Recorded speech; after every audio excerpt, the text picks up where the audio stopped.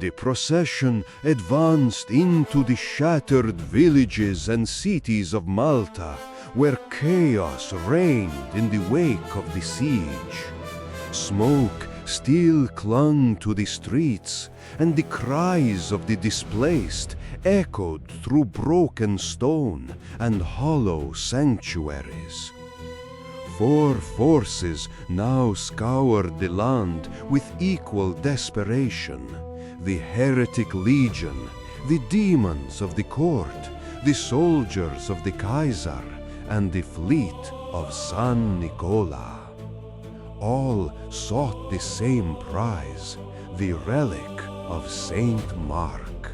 What began as a search quickly devolved into violence.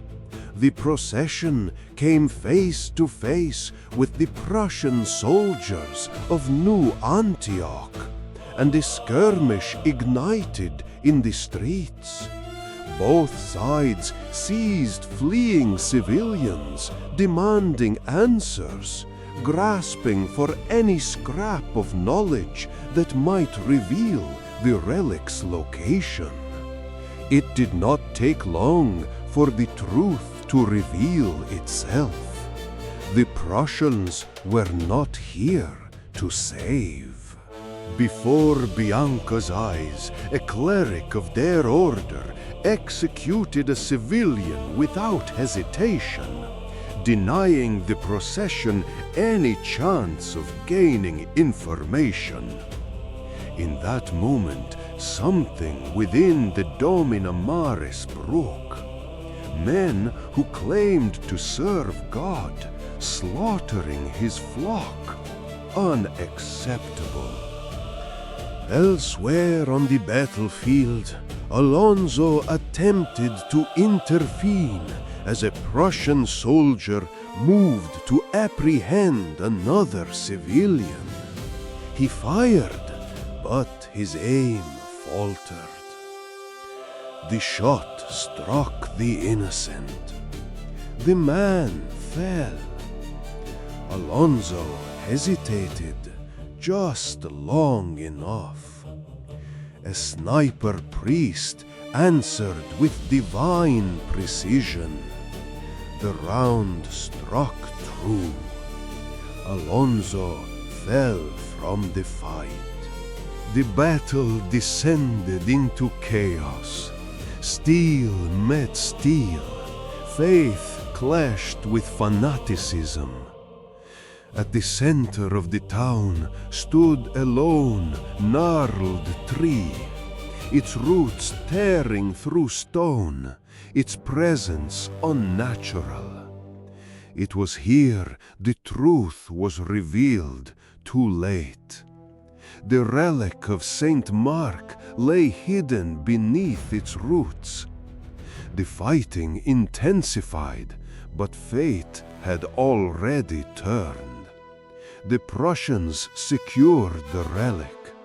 Once again, it slipped from Bianca's grasp. Sir Jean-Baptiste, driven by fury and zeal, attempted to strike down the enemy lieutenant, but his blow failed to land true. The Prussians withdrew soon after, bloodied, weakened, but victorious. And yet not untouched. For the first time they had been forced to struggle, to bleed, to fight for their prize. The procession had lost the relic, but not its teeth.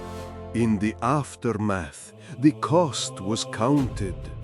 Rodrigo Montoya, long a stalwart pilgrim of the fleet, suffered wounds that would end his time as a front-line soldier. Accepting this, he passed his sacred duty and his weapon on to his apprentice. Rodrigo Montoya Jr. would now carry the punt gunner absolution into battle. The mission endured, even as the man stepped aside. But the greatest blow was struck upon Alonzo. The first mate lingered between life and death, his body broken, his breath uncertain. For several days he lay unmoving, lost to the world. And yet his spirit wandered. He dreamed a battlefield without end, trenches stretching into eternity, war without conclusion. Through it all, he pursued a figure, a winged lion, radiant, untouchable, always just beyond reach. Through mud and ruin, through fire and wire, Alonzo followed, until at last the battlefield ended. Silence fell, and there, beyond the war, the lion waited. What passed between them, none can say. But when Alonzo awoke, he was changed. Against all reason and against all orders, he rose, wounded, unsteady, unbroken. He walked the decks of the Redeemer once more, gathering followers. Not soldiers, not pilgrims, hunters. The faithful, the zealous, the willing. He forged them into something new. Los cazadores del león alado. The hunters of the winged lion. They would not wait. They would not defend. They would hunt. When their numbers were sufficient, Alonzo wrote 2 messages. One for the heretics, one for the damned. He cast them into the sea. A declaration, a warning, a promise. Relinquish the relics of Saint Mark or become prey. From that moment forward, he bore a new name, Alonzo del León Alado. And still the fleet changed.